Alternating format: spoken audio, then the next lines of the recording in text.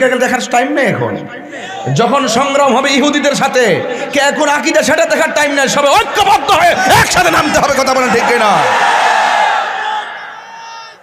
ইয়া রাসূলুল্লাহ, এটা কন্টেনমেন্ট। আমরা সুন্নিরা যেন একরোখা না হয়। কথা বলেন ঠিক কিনা বলেন? আমাদেরকে সমসাময়িক হতে হবে, আমাদেরকে আপডেট হতে হবে। খানকায় আর তাসবিহ টিপলে চলবে না, মাঠে নামতে হবে। ঠিক কিনা বলেন? এ দেশ আউলিয়া কেরামের দেশ, এই দেশে ইসলাম এনেছেন আল্লাহর ওলিগণ। সব সময় বাংলাদেশের সব রাজনীতিবিদরা বাবা শাহজালাল ইয়ামানী রহমতুল্লাহর মাজারে নম্র ভদ্র উজু করে সুন্দর করে সূরা ফাতিহা সূরা ইখলাস পড়ে পড়ে সব গিয়ে সেই শাহজালাল ইয়ামানী রহমতুল্লাহর মাজারে গিয়ে জিয়ারত করে আদবের সাথে যায়, আদবের সাথে আসে। কথা বলেন ঠিক না বেঠে? আমি গতকাল একটা চিত্র দেখেছি, আমাদের সার্জিস আলম মহিলাদের ইবাদতখানার উপরে উঠে সে স্লোগান দিতেছে, ইনকিলাব ইনকিলাব জিন্দাবাদ জিন্দাবাদ, দিল্লি না ঢাকা, ঢাকা ঢাকা, গোলামি না আজাদি। এই মাঠ তো বাবা রাজনীতির মাঠ না, এই জায়গাটা তো রাজনীতির জায়গা না। আরে কথা কোন ঠিক না বেঠে? আল্লাহর ওলিদের প্ল্যাটফর্ম রাজনীতির জায়গা, সেখানে সব রাজনীতিবিদরা খোলা মনে সেখানে গিয়ে জিয়ারত করবে আদবের সাথে। কথা বলেন ঠিক না?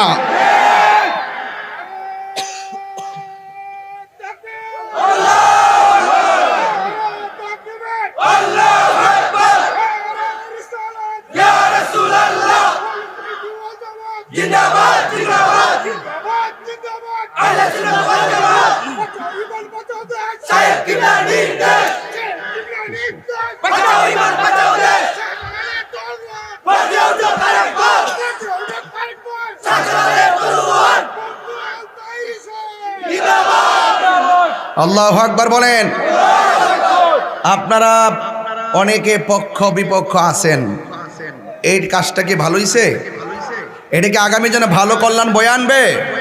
না, এখানে সবাই যার যার মকসদ নিয়ে যাবে ওলি আল্লাহর দরবারে।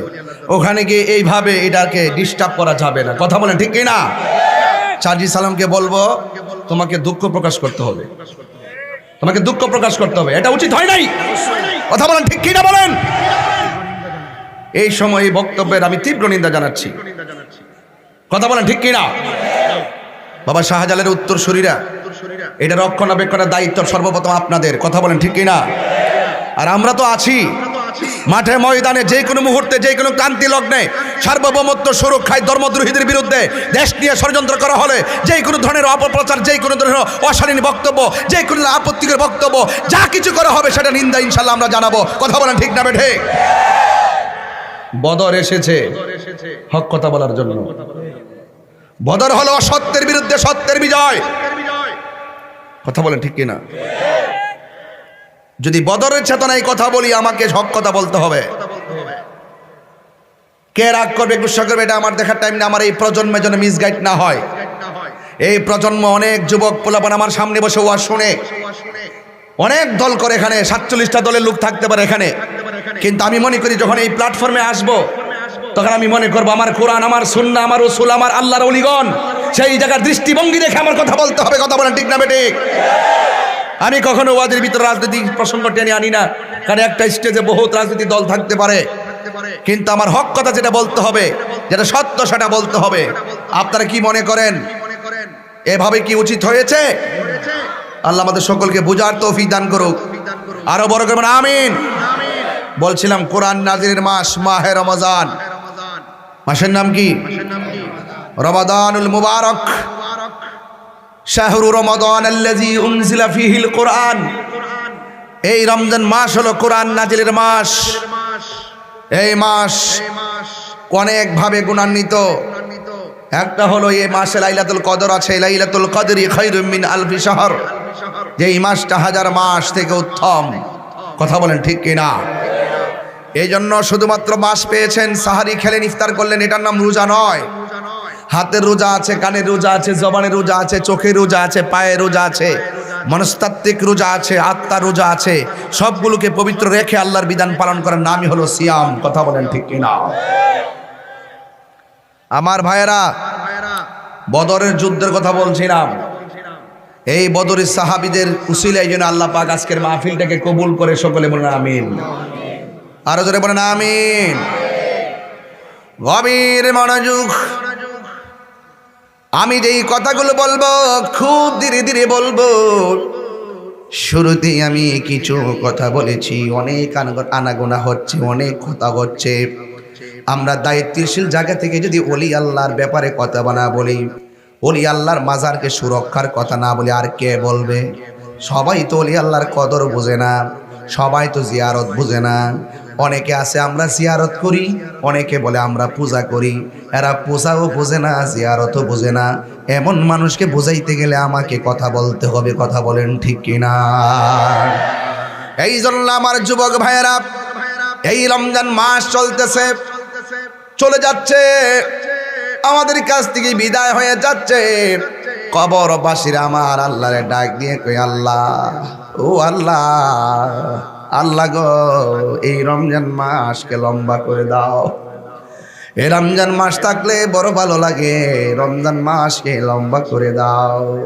আল্লাহর হাবিব বলেন, কেউ যদি রমজান মাসে মারা যায়, আল্লাহ রাব্বুল আলামিন থেকে অফুরন্ত নিয়ামতের বিছানায় তারে কবরশায়িত করে দেয়। আল্লাহর হাবিব বলতেন, ফামাসায়না আতিয়াবু ইনদাল্লাহি মিন রিহিল মিসকে। আল্লাহর হাবিব বলেন, রোজাদারের মুখের দুর্গন্ধ আমার আল্লাহর কাছে মেশকে আম্বরের চাইতে আরো সুগন্ধ লাগে। আমার নবী, আপনার নবী সাহাবায়ে কেরামদেরকে নিয়ে যখন দিনের কাজ করতেন, আল্লাহর হাবিব যতদিন পর্যন্ত নীরবে নীরবে গুহায় গুহায় আল্লাহ আল্লাহ জিকির করতেন। আল্লাহ আল্লাহ ক্যা মুবারক নাম হ্যায়, আল্লাহ আল্লাহ আশিকো ক্যা কাম হ্যায়। আল্লাহর হাবিব যখন আল্লাহর জিকির করতেন, কাফেররা শুনতেন না। আর কাফেররা আমার নবীর চলাফেরা দেখে, নবী পাক সাল্লাল্লাহু আলাইহি সাল্লামের ভদ্রতা দেখে কাফেররা আমার নবীরে আল আমিন ঘোষণা দিয়েছেন। তাদের অর্থ সম্পদগুলো আমার নবীর কাছে তারা গচ্ছিত রাখতেন। কিন্তু আমার নবী যেই দিন কাফেরদেরকে বললেন, এ আবু জেহেল, আল্লাহ ছাড়া কাউকে সেজদা করা যাবে না, সেজদা পাওয়ার মালিক হলো একজন, জবানটা খুলে বলেন তিনি কে? আল্লাহ হলো সেজদা পাওয়ার মালিক। তোমরা যে লাত মানাত উজ্জারতে এই মূর্তিগুলার পূজা করতেছো, এই পূজা করলে শিরিক হয়ে যাবে। ইন্নাশ শিরকা লাযুলমুন আযীম। নিশ্চয় শিরক হলো সবচাইতে বড় গুনাহ। আল্লাহ সব মাফ করে দিল, তিন প্রকারের মানুষকে আল্লাহ মাফ করবে না। এক নম্বর হলো যারা আল্লাহর সঙ্গে শরীক করে, তাদেরকে আমার আল্লাহ মাফ করবে না। দুই নম্বরে যারা মানুষের হক মাইরা খায়, তাদেরকে আল্লাহ মাফ করবে না। তিন নম্বর হলো যারা মা বাবার মনে কষ্ট দেয়, এদেরকে আমার আল্লাহ মাফ করবে না। যুবক ভাইয়ের আমার, আল্লাহর সঙ্গে শরীক করা সবচাইতে মরব্য পাপ। কথা কোন ঠিক কিনা? আল্লাহর সঙ্গে শরীক করা সবচাইতে মহাপাপ। এই জন্য আমার যুবক ভাইরা, আমার আল্লাহর সঙ্গে শরীক করা যাবে না। আল্লাহর হাবিব যখন বললেন, আবু জেহেল, আল্লাহর সঙ্গে শরীক করো না, তোমরা যে মূর্তির পূজা করে এগুলা চলবে না। এবার আবু জেহেল আর উতবা সাহেবারা কয়, এতদিন তোমার ভালোই মনে করছিলাম, আমরা বিশ্বাস করে তোমার কাছে টাকা জমা রাখছিলাম, অর্থ জমা রাখছিলাম, আমাদের বাপ দাদার ধর্মের উপরে চুনকালি মারছো, আর আমরা তোমাকে বিশ্বাস করলাম না। জবানটা খুলে বলুন নাউজুবিল্লাহ। আমার নবীরে কে বিশ্বাস করলো, কে করলো না, এতে আমার নবীর কোনো সম্মানের আপত্তি কমতি হবে না। আমার নবীকে কে মানুক আর না মানুক, কিন্তু এতে নবীর সম্মান কমবে না। আপনারা জবান খুলে বলেন, আমার নবীর সম্মান বাড়িয়ে দিয়েছেন কে? এই আওয়াজে মানি না, জবান খুলে বলুন কে?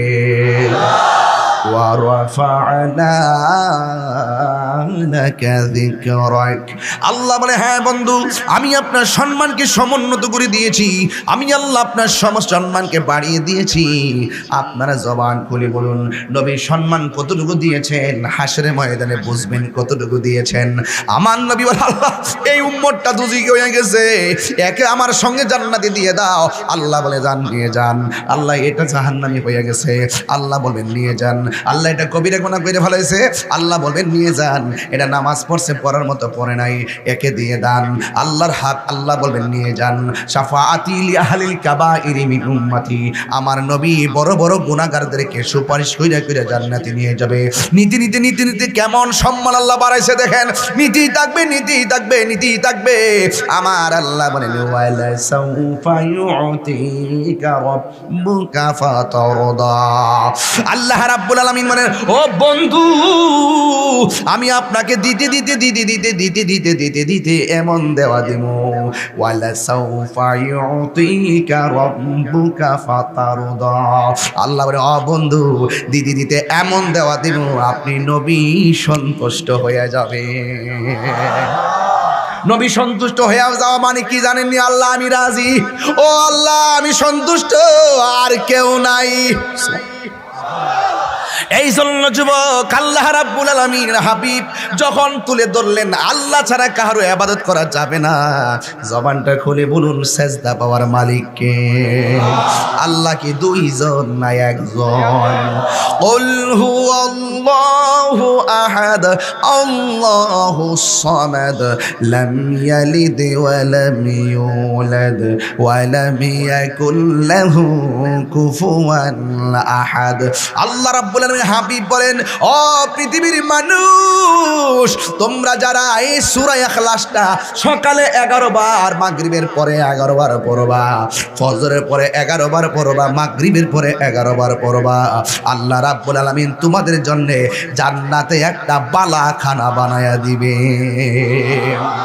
আল্লাহর হাবিব আরো বলতেছেন কেউ যদি সূরা ইখলাসটা পড়ে আল্লাহ শুধুমাত্র তার সওয়াব দিবে না, যেই ব্যক্তি তেলাওয়াত করবে সূরা ইখলাস কুল হুয়াল্লাহ, আল্লাহ তারে তো ক্ষমা করবেনই, তেলাওয়াতকারীকে তো ক্ষমা করবেনই, সাথে সাথে তার মা বাবার গুনাহ আল্লাহ মাফ করে দিবে। একমাত্র একটা সূরা। আমি তাহিরি যদি এখন মারা যাই, জগন্নাথপুর থেকে আমার জন্য একটা অ্যাম্বুলেন্স আনবেন, আইনা সুন্দর করে আমার বাড়িতে আমারে পাঠিয়ে দিবেন। কিন্তু আমার নবী বলে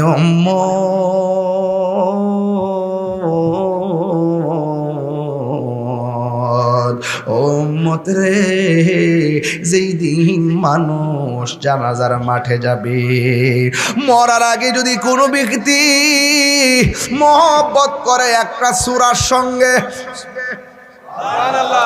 ওই সূরাটার নাম হলো সূরা ইখলাস। এই সূরাটা যদি তেলাওয়াত করে আর এই সূরার সঙ্গে যদি মহব্বত থাকে, সে যেদিন মারা যাবে তার ভাই জানাজার মাঠে যাবে, সে যেদিন মারা যাবে প্রতিবেশী তার জানাজার মাঠে যাবে, সে যেদিন মারা যাবে বাপ মা বাপ থাকলে বেঁচে থাকলে জানাজার মাঠে যাবে, সে যেদিন মারা যাবে আত্মীয় স্বজন তারা জানাজার ময়দানে আসবে।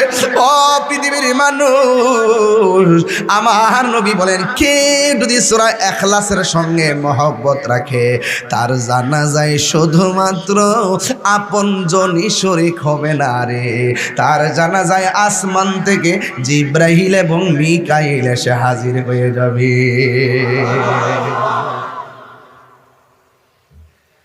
রাসূল করিম সাল্লাল্লাহু আলাইহি সাল্লাম বলেছেন কেউ যদি সূরা ইখলাস একবার তেলাওয়াত করে তার আমলনামায় 10 বার কোরআন তেলাওয়াতের 10 পারা কোরআন তেলাওয়াতের সওয়াব দিয়ে দেয়। কেউ যদি 2 বার তেলাওয়াত করে 20 পারা কোরআনের সওয়াব দিয়ে দেয়। কেউ যদি 3 বার তেলাওয়াত করে আমার আল্লাহ তার আমলনামায় 30 পারা কোরআন তেলাওয়াতের সওয়াব দিয়ে দেয়। আল্লাহর হাবিব যখন বলছেন আল্লাহ ছাড়া কারো ইবাদত করা যাবে, রাসূল বলেন কুল হুয়াল্লাহু আহাদ। আল্লাহ গো বন্ধু আপনি বলে দিন আমি আল্লাহ এক, আমি আল্লাহর সঙ্গে কোনো শরীক নাই। ইয়া বুনাইয়া লা তুশরিকু বিল্লাহ, হে আমার সন্তান, হে আমার জাদুমণি লোকমান হাকিম, আমার জাদুমণি রে, আল্লাহর সঙ্গে কোনো শরীক করো না। ইন্না শিরকা লা যুলমুন আযীম, আল্লাহর সঙ্গে শরীক করা সবচাইতে বড় গুনাহ। আল্লাহ রাব্বুল আলামিন বলেন ওয়া ইলাহুকুম ইলাহু ওয়াহিদুন লা ইলাহা ইল্লা হুয়ার রহমানুর রহিম। আল্লাহু আকবার। ওয়া ইলাহুকুম ইলাহুম ওয়াহিদুন লা ইলাহা ইল্লা হুয়ার রাহমানুর রহিম।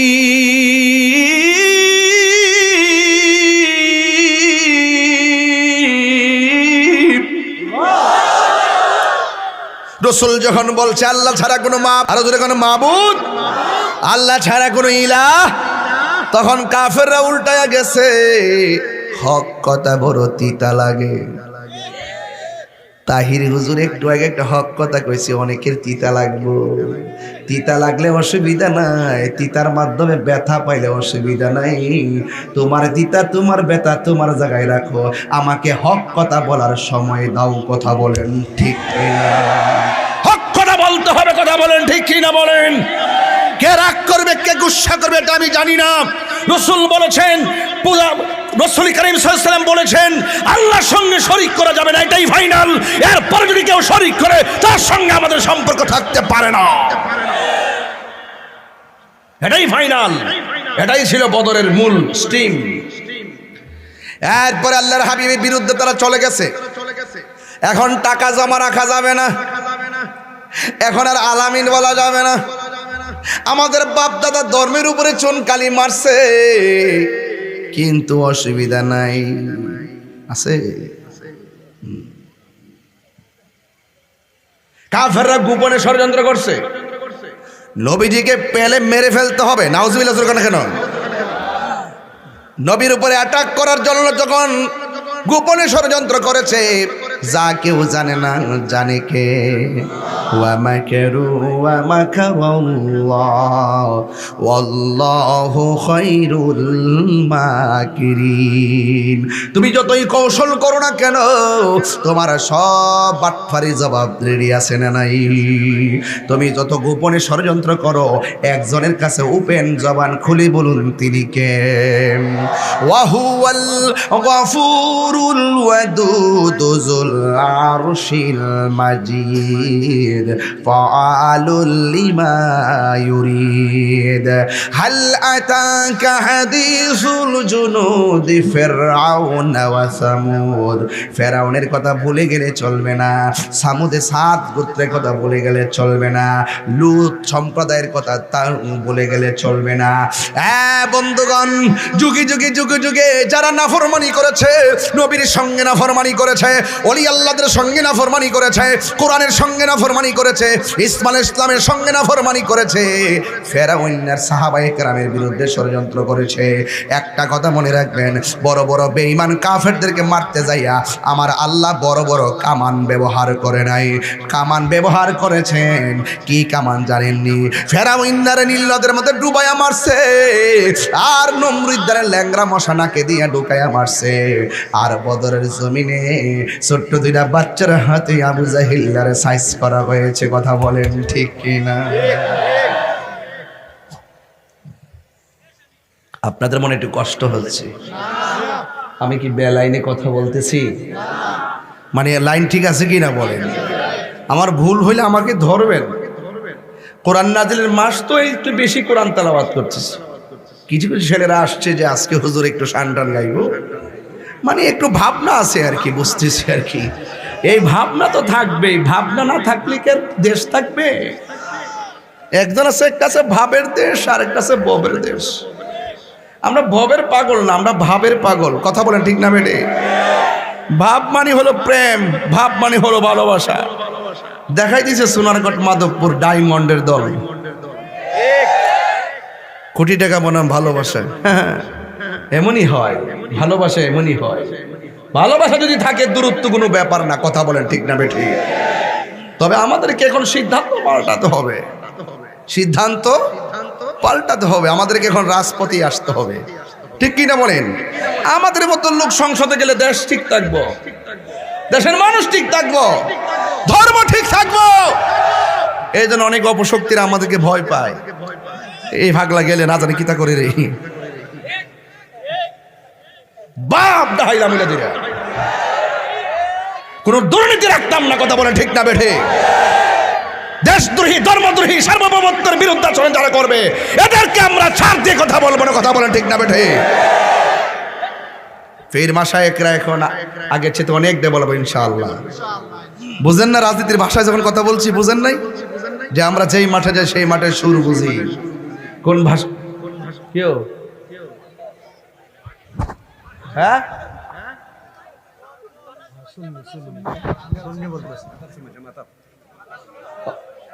আচ্ছা ঠিক আছে, আচ্ছা হয়েছে তো।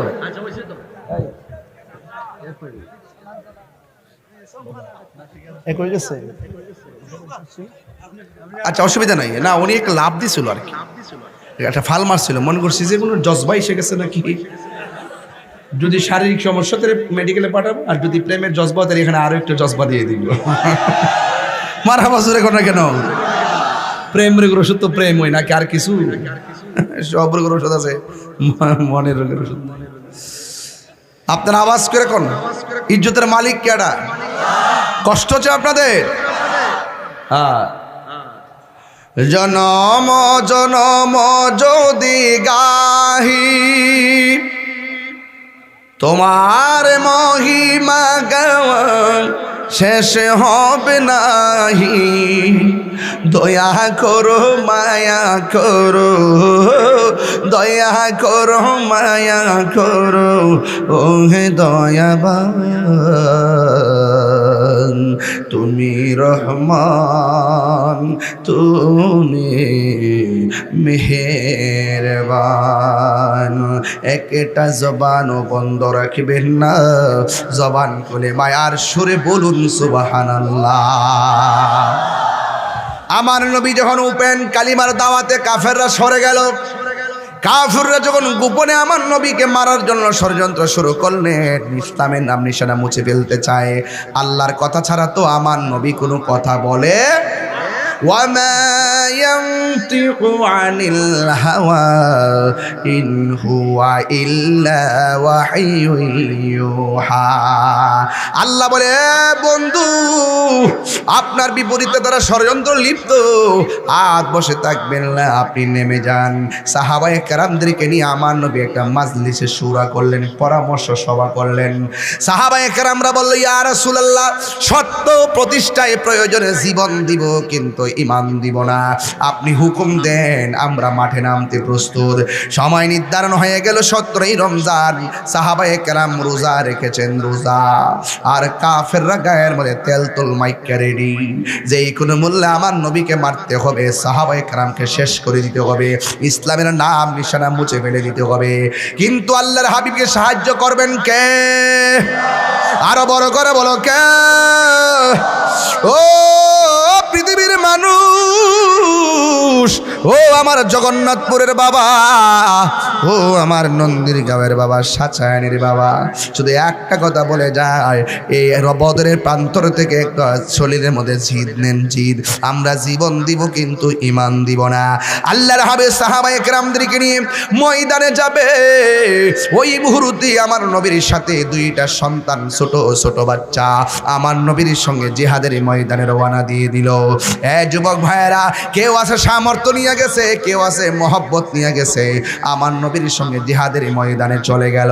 ওই মুহূর্তে যাওয়ার পর কাফেররা যেই জায়গার মধ্যে দাঁড়াইছে, এই জায়গাটা হলো শক্ত মাটি, আর মুসলমানরা যেই জায়গার মধ্যে দাঁড়াইছে, এই জায়গাটা হলো বালু মাটি।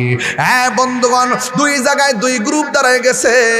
আমার নবীর হাতের মধ্যে জিহাদের তলোয়ার। এটা সাধারণ কথা নয়, শুধুমাত্র বিরিয়ানি খাওয়ার নাম সুন্নি নয়, শুধুমাত্র মধুপান করে সুন্নত আদায় করলে নাম হবে না, শুধুমাত্র মিসওয়াক করে সুন্নত আদায় করলে হবে না, মাঝে মাঝে শরীর থেকে রক্ত জড়াইতে হবে, এটাও সুন্নত। কথা বলেন। সুন্নাত নয় শুধু দাওয়াতের মেহমান, সুন্নাত নয় শুধু খাওয়া শেষে মধুপান, আরো কিছু সুন্নাত আছে তুমি জানো কি? জানলেও জীবনে কখনো তা মানো কি? জানলেও জীবনে কখনো তা মানো কি? সুন্নাত সুন্নাত নয় শুধু নির্জনে ধ্যানে যাওয়া, আর সুন্নাত হলো পাথরের আঘাত খাওয়া, ঠিক কিনা? মাঝে মাঝে পাথরের আঘাত খাওয়া লাগবে, তলোয়ার দিয়ে গর্দান কাটা লাগবে। অনেকে আমার বলে হুজুর আপনার প্রোটেকশন কি? আমি বললাম প্রোটেকশন আমার রব। আমি কাউরে ভয় পাই না, আমি যদি ভয় পাই তাহলে আমার ইমানে নুকসানিয়ত আসবে। আমি হাজার মাটির নিচে গেলেও আল্লাহ যদি আমারে ধরে আমি বাঁচতে পারবো না, আমার মরণের কতদিন বাকি আমি জানিলাম না গো আল্লাহ, মরণের কতদিন বাকি আমি জানি, আমি কখন মরবো আমি জানি না। এই জন্য আমি তো একদিন মরে যাব। আইসিউর মধ্যে ঢুকাইলেও বাঁচাইবার কোনো ক্ষমতা নাই। আপনার শ্বাসটারে চিরতরে বন্ধ করে দেওয়ার মালিক হলো একজন। জবানটা খুলে বলুন তিনি কে? বন্ধুরে ও জগন্নাথপুরের বাবা, আমার নবী আপনার নবী রাহমাতুল্লিল আলামিন যুদ্ধের ময়দানে সাধারণ কথা না, যারা আকাশের মেঘমালা ছায়া দেয়, যা পসিনা মোবারক কপালে বাসলে মণিমুক্তার মতন চকচক। যেই নবীর বদন মুবারকে পাত মানে মশা মাছি বসে নাই, ওই নবীর বদন মুবারকের বরাবর তীর ধরেছে, এটা কি মানা যায়? এটা মানা যায় না রে। সাহাবায়ে কেরাম আমার নবীর সঙ্গে ওই সময়টা বড় সহজ ছিল না রে বাবা। কাফেরদের তলোয়ারের সংখ্যা বেশি, কাফেরদের সৈন্য সংখ্যা বেশি, মুসলমানদের অস্ত্রের সংখ্যা কম, ঘোড়ার সংখ্যা কম, উটের সংখ্যা কম। এরপরেও আমার নবীর নেতৃত্বে সাহাবায়ে কেরাম নেমে গেলেন। নেমে যাওয়ার পরে যুদ্ধ শুরু হয়ে গেল। সাহাবায়ে কেরামের সংকট দেখা দিল। আমার নবী ডাক দিয়ে কই, সাহাবীরা রে, তোমাদের কোনো অসুবিধা আসেনি? নবীর মতন মুস্তাজিব দাওয়া পৃথিবীর আদম নবী হতে পারে নাই, ইউসুফ নবী হতে পারে নাই, জাকারিয়া নবী হতে পারে নাই, মুসা কালিমুল্লাহ হতে পারে নাই, দাউদ নবী হতে পারে নাই। নবীর মতন মুস্তাজিব দাওয়া পৃথিবীর কোনো নবী হতে পারে নাই। মানুষ তো দূরের কথা, ঠিক কিনা বলেন না কেন? আমার নবী দুইটা হাত বাড়াই দিছে, সাহাবারে ডাক দিয়ে কয়, সাহাবীরা যুদ্ধের ময়দানে এসেছো, জানি তোমরা রোজা, রোজার কারণে কি ক্লান্তি লাগতেছে নাকি? ইয়া রাসূলুল্লাহ, না না না, রোজার কারণে ক্লান্তি লাগে না গো, রোজার কারণে বড় শক্তি লাগতেছে। তাইলে তোমাদের অসুবিধা কি? তাই আমাদের চোখের সামনে সূর্যটা পড়ে, কাফেরদের পিছন দিক দিয়ে সূর্যটা ওঠে, এদের পিঠের মধ্যে সূর্য লাগে, কিন্তু আমাদের চোখের মধ্যে সূর্য লাগে। এই চোখের মধ্যে সূর্য লাগার কারণে কাফেরদেরকে আমরা তীর মারতে গেলে পারি না, সূর্যের তাপের কারণে পাথরের আঘাত আমরা দেখি না, এই জন্য সূর্যের কারণে অসুবিধা লাগতেছে। ও বন্ধু, আমার নবী দুইটা হাত আল্লাহর কাছে বাড়াইয়া দিলেন, মাবুদ ও মাবুদ, আমার সাহাবীরা যুদ্ধের ময়দানে সূর্যের তাপের কারণে চোখের মধ্যে পড়ে গেছে, সাহাবারা খুব ক্লান্ত শ্রান্ত হয়ে পড়ছে।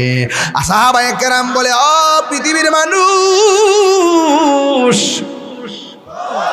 আমার নবী যখন দুইটা হাত আল্লাহর কাছে বাড়াইয়া দিছে, আমরা তাকে দেখলাম আমার নবী দুইটা হাত মুবারক আল্লাহর কাছে তুলতে দেরি, আমার আল্লাহ সূর্যের মুখের মধ্যে মেঘমালা দিয়া আমাদেরকে ছায়া দিতে দেরি করে না।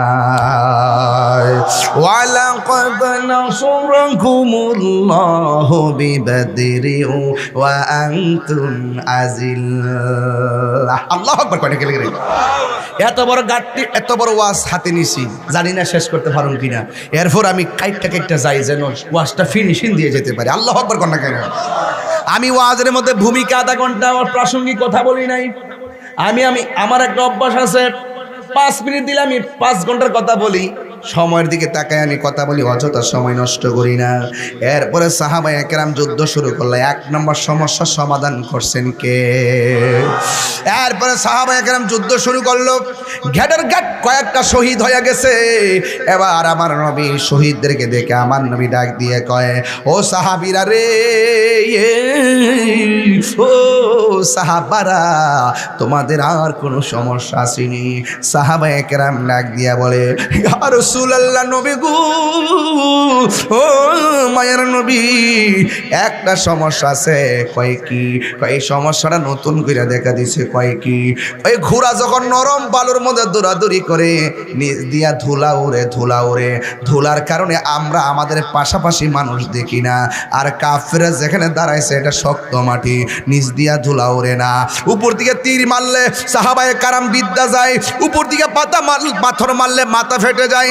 আমরা তো আমাদেরকে দেখি না। ইয়া রাসূলুল্লাহ, এইভাবে যদি আমরা শহীদ হতে থাকি তাহলে দ্বীনের পতাকা তুলে ধরবে কেডা গো? আল্লাহ রাব্বুল আলামিনের হাবিব সাল্লাল্লাহু তাআলা আলাইহি ওয়াসাল্লাম দুইটা হাত আল্লাহ রাব্বুল আলামিনের কাছে বাড়ায়া বলে, ও আল্লাহ, আমার সাহাবারা নরম বালি আর ধুলার কারণে এদের চোখের নিজের চেহারা নিজেই দেখে না, নিজের পাশের মানুষ নিজেরাই দেখে না, চোখের সামনে অনেকে শহীদ হয়ে গেল। হে আল্লাহ, কাফেররা শক্ত জায়গায় দাঁড়াইছি আর মুসলমানরা ধুলা বালির জায়গায়, ধুলার কারণে কিছুই দেখতেছে না। আল্লাহ, কিছু একটা করো। এই কথাটা বলতে দেরি হয়েছে। সাহাবায়ে কেরাম বলে, ও পৃথিবীর মানুষ, আমার নবী হাতটা তুলতে দেরি, আমার আল্লাহ সাথে সাথে আসমান থেকে বৃষ্টি নামাইতে দেরি করে না। বৃষ্টি দেওয়ার মালিককে আর বড় করে বলো কে? আবার সাহাবায়ে কেরামের গায়ের মধ্যে বৃষ্টির পানি, দিনের বেলা ছিল রোজা, পানিটা গায়ের মধ্যে লাগছে, বড় ভালো লাগতেছে। আর নিচ দিয়া যে ধুলা বালির মাটিগুলা আছে গো, বৃষ্টির কারণে মাটিগুলা বৈশা গেছে। আর কাফেররা যে শক্ত মাটিতে দাঁড়াইছে, এই বৃষ্টির পানির কারণে শক্ত মাটি পিছলা হয়ে গেছে।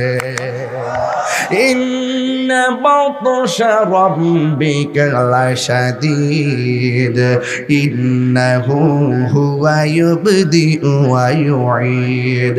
নিশ্চয় আল্লাহর ধরা কি নরম না শক্ত? আল্লাহর ধরা অনেক শক্ত। এরপরে সাহাবায়ে কেরাম যুদ্ধ শুরু করলেন। যুদ্ধ করতে করতে করতে করতে এমন একটা পর্যায়ে গেল, যাওয়ার পরে আমার নবী, আপনার নবীর কাছে এক সাহাবী আসলেন। আয়েশা ডাক দিয়ে, নবী গো, নবী গো, নবী গো, ও মায়ার নবী, আপনি যে আমাদের হাতে তলোয়ার দিয়েছেন, আমরা যে তলোয়ার নিয়ে এসেছি, আমার তলোয়ারটা ভাঙা গেছে, এই কারণে যুদ্ধ করতে পারতেছি না। আল্লাহর হাবিব তো এমন নবী, যার কাছে সাহাবীরা বলছে, নবী গো, মুজিজাতুর রাসূল আর কি, ও নবী, মশকের মধ্যে পানি নাই, প্রাণটা শুকায় যাইতেছে, গলাটা শুকায় গেছে। আল্লাহর হাবিব তো সেই নবী, ওই বর্তরের মুখের মধ্যে আঙ্গুল মুবারকটা এমনি ধরলেন, আমার নবীর আঙ্গুল মুবারকটাকে আমার আল্লাহ ঝর্ণা বানায়া দিলেন। সুবহানাল্লাহ। কোনটা সাহাবী ডাক দিয়ে কয়, ইয়া রাসূলুল্লাহ, ইয়া হাবিবাল্লাহ, নবী গো, তলোয়ারটা ভাঙ্গা গেছে। আমার নবী বলে, তোমরা চিন্তিত হয়ো না, যার কেউ নাই তার কে আছে। ওয়ালা তাহিনু ওয়ালা তাহসানু ওয়া আনতুমুল আ'লাউনা ইন কুনতুম মুমিনিন। আল্লাহ বলে, নিরাশ হয়ো না, হতাশ হয়ো না, বিজয়ী তোমাদের হবে যদি তোমরা মুমিন হতে পারো। ও জগন্নাথপুরের বাবা, জবানটা খুইলা বলেন, আমরা কি মুনাফিক না মুমিন? আর জোরে কর না, মুনাফিক না মুমিন? আমার নবীকে সাহাবী বলে, ইয়া রাসূলুল্লাহ, আমার তলোয়ারটা ভাঙা গেছে। আল্লাহর হাবিব বলে, ও সাহাবী, হতাশ হয়ো না, আল্লাহর নাম নিয়ে হাতের মধ্যে খেজুরের ডাল নাও। খেজুরের ডালটা নিতে দেরি গো, আমার আল্লাহ খেজুরের ডালটাকে তলোয়ার বানায়া দিছে। আল্লাহু আকবার কর না কেন? খেজুরের ডালকে তলোয়ার বানায়া দিছে কে? এই জন্য ভরসা করবে একজনের উপর, জবান খুলে বলুন তিনি কে? ও পৃথিবীর মানুষ, এবার যখন সাহাবায়ে কেরাম যুদ্ধ শুরু করলেন, একটা সাহাবী আমার নবীর কাছে গিয়েছেন, যে এই সাহাবীর নাম হলো হযরতে কাতাদা। জবানটা খুলে বলেন নামটা কি? কাতাদা রাদিয়াল্লাহু তাআলা আনহু আমার নবীর কাছে গিয়ে বলেন, ইয়া রাসূলুল্লাহ, ইয়া হাবিবাল্লাহ, নবী গো, যুদ্ধ করতে করতে এমন একটা পর্যায়ে গেলাম, আমার দুইটা চোখ প্রায় গালের মধ্যে ঝুলাইয়া দিছে, তীরের আঘাত খেয়ে আমার চোখটা ঝুল্লা গেছে, গালের মধ্যে পড়ে আছে। ইয়া রাসূলুল্লাহ, চোখ না থাকলে যুদ্ধ করবো কেমনে? অন্তত পক্ষে তো এই চোখটা যদি থাকে, আপনাকে দেখা তো মনের জ্বালা নিবাইতে পারবো।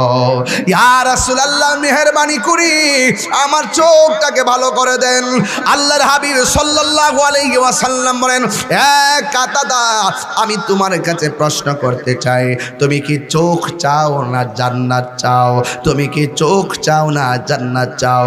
সাহাবী ডাক দিয়া বলি, ইয়া রাসূলুল্লাহ, নবী গো, নবী গো, ও মায়ার নবী, আমি চোখ চাই। এবার নবীর হাত মুবারকের মধ্যে থুতু মুবারক লাগাইলেন, জোরে কোন সুবহানাল্লাহ। আমার নবীর থুতু মুবারক লাগাইলেন। আপনার জবান কইলা কোন, আমার নবীর থুতু মুবারকের মধ্যে বরকত আছে না নাই? আমার নবী যখন ওযু করতেন, সাহাবায়ে কেরাম বলতেন, ইয়া রাসূলুল্লাহ, ওযুর সঙ্গে কাশ মুবারক দেন। এই কাশ মুবারক সাহাবায়ে কেরামের হাতের মধ্যে লইয়া এমন ভাবে চেহারার মধ্যে মালিশ করলেন, আর চেহারা থেকে মেশকে আম্বরে গ্রাম জারি হয়ে যেত। আল্লাহু আকবার। উম্মে আইমানকে জিজ্ঞেস করে, হ্যাঁ উম্মে আইমান, আমার প্রস্রাবটা কি করেছো? উম্মে আইমান বলেন, ইয়া রাসূলুল্লাহ, আমি প্রস্রাব মোবারকটা কোথায় ফেলবো, এই জন্য আমি সুন্দর করে পান কইরা ফেলাইছি। আল্লাহর হাবিব বলে, উম্মে আইমান, তুমি তো আমার প্রস্রাব মোবারক পান করলা না, যেই পেটের মধ্যে প্রস্রাব মোবারক ঢুকছে, আমি নবীর প্রস্রাব মোবারক ঢুকছে, ওই দেহের জন্য আল্লাহর জাহান্নামের আগুন হারাম হয়ে গেছি। আল্লাহু আকবার কোন না কেন? এই জন্য আমার যুবক ভাইরা বুঝার জন্য বলছি, আমার নবীর থুতু মুবারক কি বরকত। আমার নবী থুতু মুবারক দ্বীপ এইভাবে সুপার গ্লুর মতন চোখের চতুর্পাশে লাগাইছে, লাগাইয়া দেওয়ার পরে ঝুলন্ত চোখটারে টাইনা নিছেন, নিয়ে এমন করে বসায়া দিছেন। কিসের বিজ্ঞান আর কিসের ডাক্তার? বিজ্ঞানীদের বিজ্ঞানী আঙ্গ নবীজি।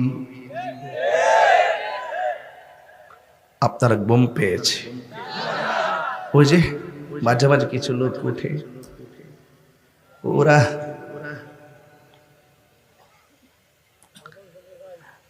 আবু বকরকে সাপে কাইটা ধ্বংস করিল, আঙ্গ নবীর থুতু লাইগা বালা হয়ে গেল। নবীর থুতু মুবারক কি আমাদের মতো? আবু বকরকে সাপে কাইটা ধ্বংস করিল, আঙ্গ নবীর থুতু লাইগা বালা হয়ে গেল। ওই জায়গায় কি উজা বাইদা সেদিন ছিল নি? বিজ্ঞানীদের বিজ্ঞানী আঙ্গ নবীজি। বিজ্ঞানীরা রকেট চড়ে চাঁদের দেশে যায়, আঙ্গ নবী রকেট চারা মেরা শরীফ যাই। আর আকবার, আল্লাহু আকবার।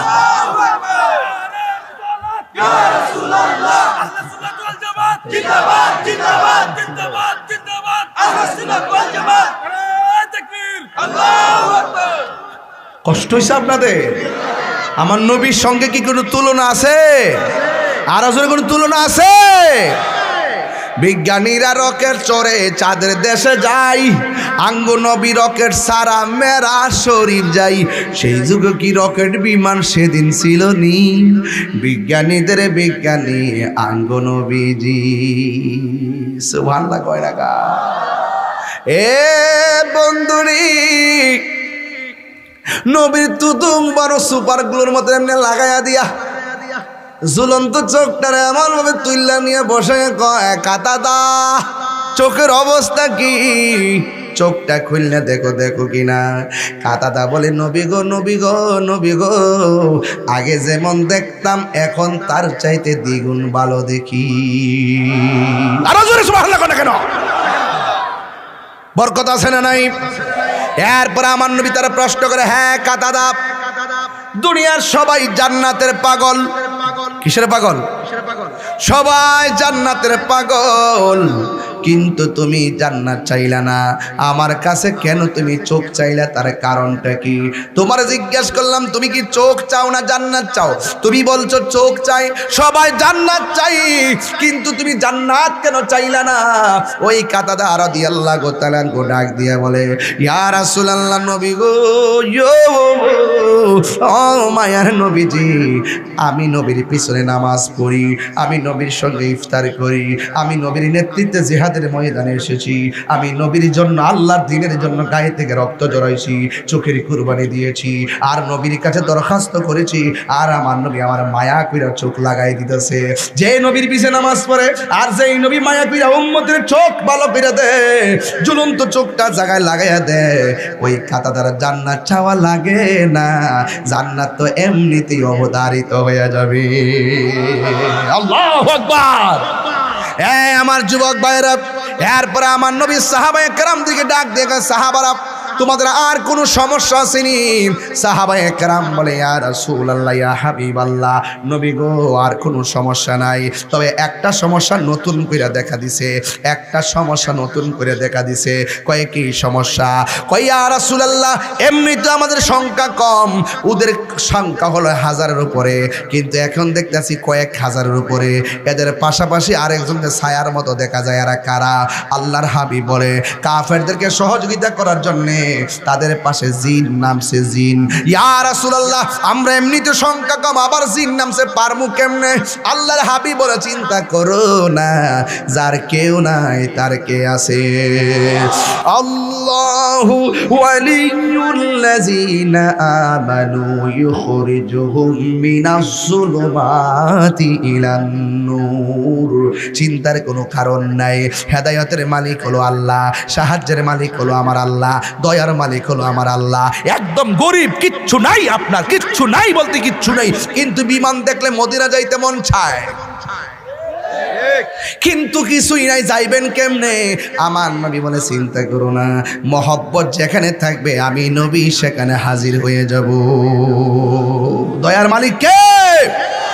এরপর আল্লাহর হাবিব বলে, চিন্তা করো না। এই মুহূর্তে সাহাবায়ে কেরাম যুদ্ধ শুরু করলো।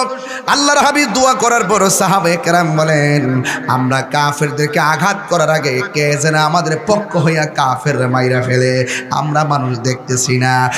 বন্ধুগণ, আমি আমার আম্মার নিয়া মদিনা থেকে রওনা দিয়া 80 কিলোমিটার দূরে ওই বদর প্রান্তর আমি গিয়ে 80 মাইল দূরে ওই জায়গার মধ্যে আমি গিয়েছি, আমার মারে লইয়া আমি সেখানে গিয়েছি।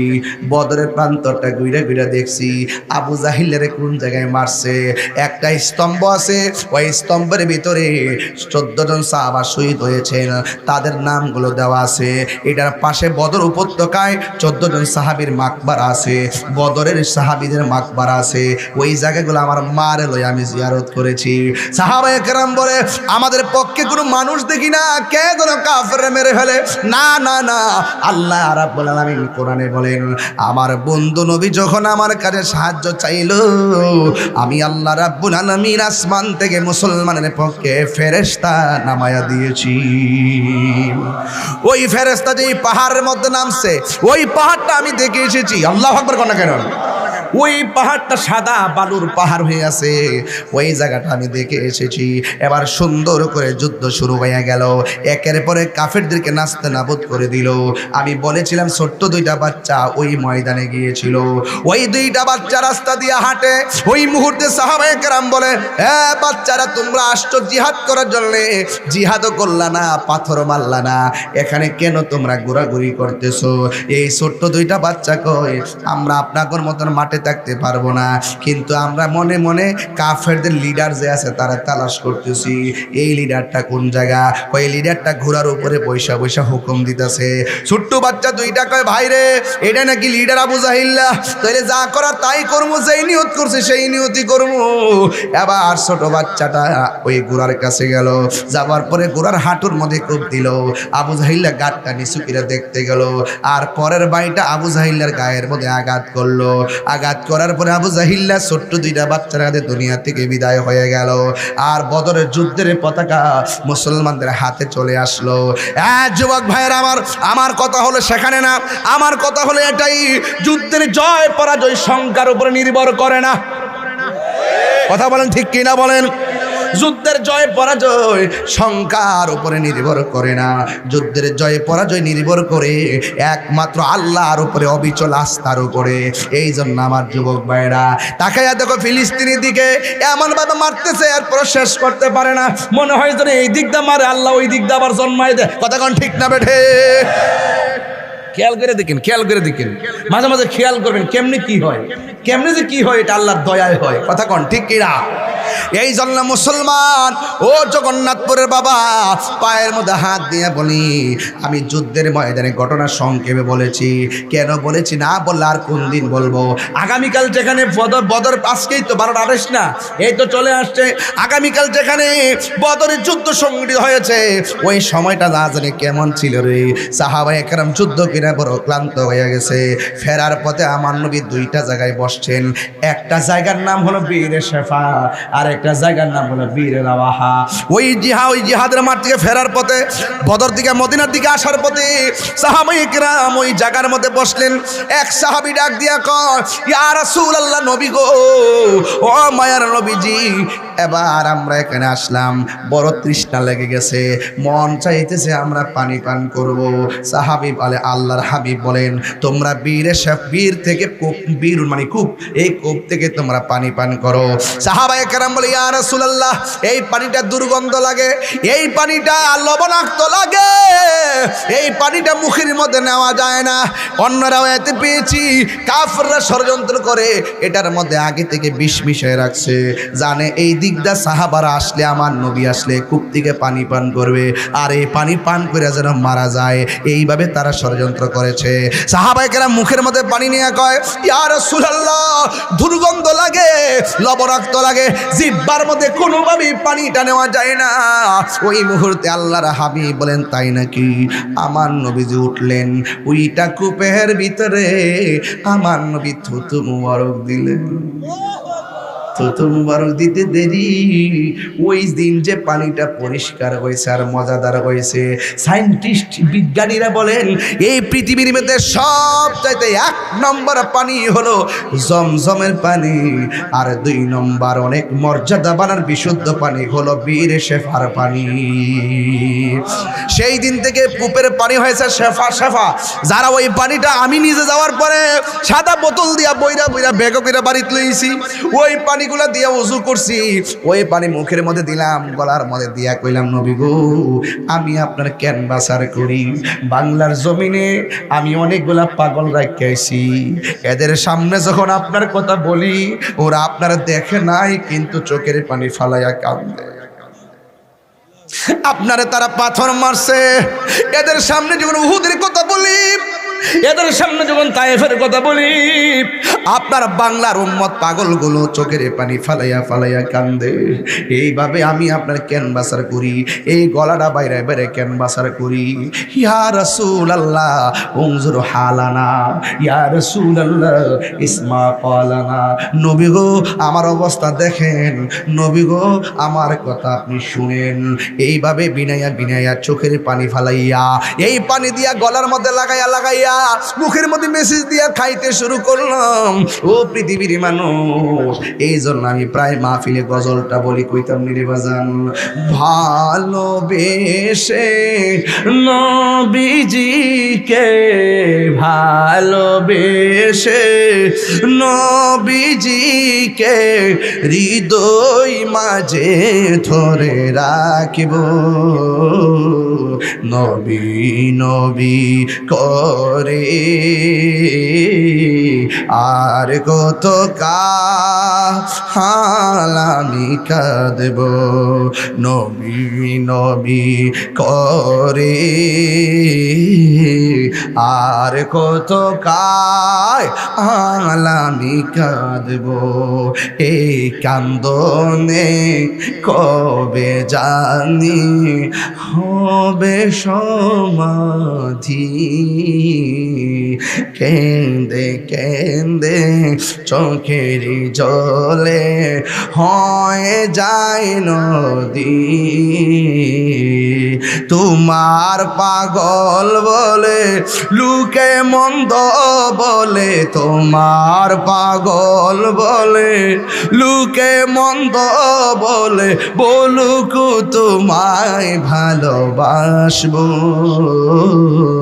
নবী নবী করে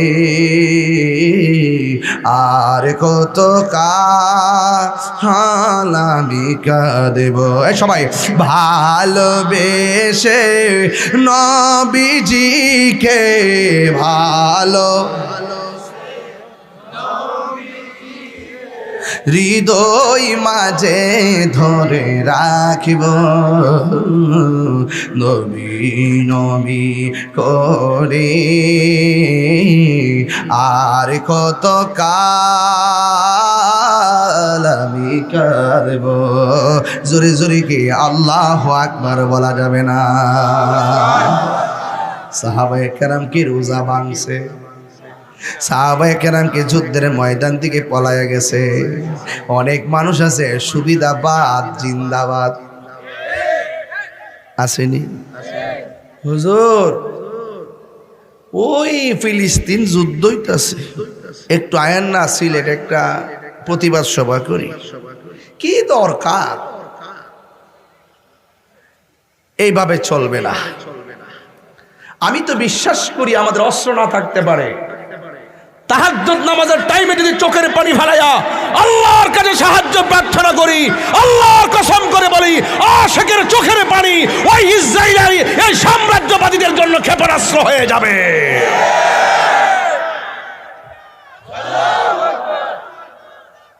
আল্লাহু আকবার, ইয়া রাসূলুল্লাহ, বাঁচাও ইমান, বাঁচাও দেশ। আপনারা আওয়াজ করে বলুন, আমরা সেই জিহাদের ময়দানে থাকতে চাই কি চাই না? সব চাইতে বড় জিহাদ হলো নফসের সঙ্গে জিহাদ করা। আপনার মন চাই মাঠে যাবেন, আপনার মন চাই মাঠে যাবেন, আবার আপনার মন চাবি ঘুরাই দেয়। এইভাবে জিহাদ চলবে। খবরদার, এই রমজান মাস এসেছে, রাসূল করিম সাল্লাল্লাহু আলাইহি সাল্লামের সাহাবায়ে কেরাম রক্ত জড়িয়েছেন, শহীদ হয়েছেন। আল্লাহর হাবিবের নেতৃত্বে প্রথম যুদ্ধ বিজয় হয়েছে। এটা মুসলমানদের জন্য স্পিরিট, মুসলমানদের জন্য শিক্ষা, মুসলমানদের জন্য এগিয়ে যাওয়ার প্রত্যয়। কথা বলেন ঠিক না বেঠি? এই জন্য কারা কারা সময়ে সময়ে মাঠেও নামতে প্রস্তুত আছেন? হাত তোলে। আল্লাহু আকবার, ইয়া রাসূলুল্লাহ, জিন্দাবাদ জিন্দাবাদ।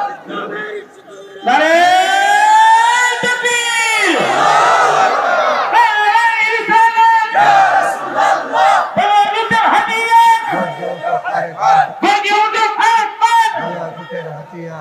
আল্লাহু আকবার জোরে গান। আমরা সবাই জিহাদের ময়দানে থাকতে চাই কি চাই না? থাকতে চাই তো। আর কি খানকায় দেখার সময় আছে? আর আমাদেরকে তো একদল আসই উল্টা পাল্টা বইলা সমাজ থেকে মাইনাস করে রাখে, আছে কি না? সব জায়গা থেকে আমরা সুন্নিদেরকে মাইনাস করে রাখি, অথচ এই দেশে আমরা 65% সুন্নি মুসলমান। কথা বলেন ঠিক না বেটি? আমি বলবো সবাই ঐক্যবদ্ধ থাকুন, আর ধাক্কা ধাক্কি করার সময় নাই, আমাদেরকে এক হতে হবে। এটা সময়ের দাবি। কথা বলেন ঠিক কিনা? এটা সময়ের দাবি। আর কাদা ছোড়াছুরি করতে হবে না, করা যাবে না, সবাইকে এক হতে হবে। তাইলে দেখবেন ইনশাল্লাহ আমাদের সামনে কেউ দাঁড়িয়ে কোরআন সুন্নাহর অপব্যাখ্যা করতে পারবে, দেশের বিরুদ্ধে কেউ কথা বলতে পারবে না। আল্লাহ আমাদের সকলকে বুঝার তৌফিক দান করুন।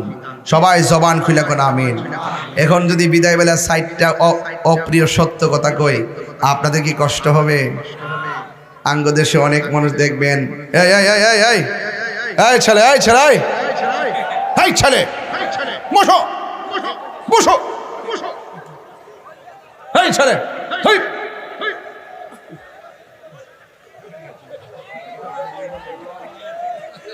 একটু দিলাম আর কি। আর রাহো নিশিরাই তো তোমরা করে আমার ফার্ম দিতেছ। আল্লাহু আকবার জোরে কর।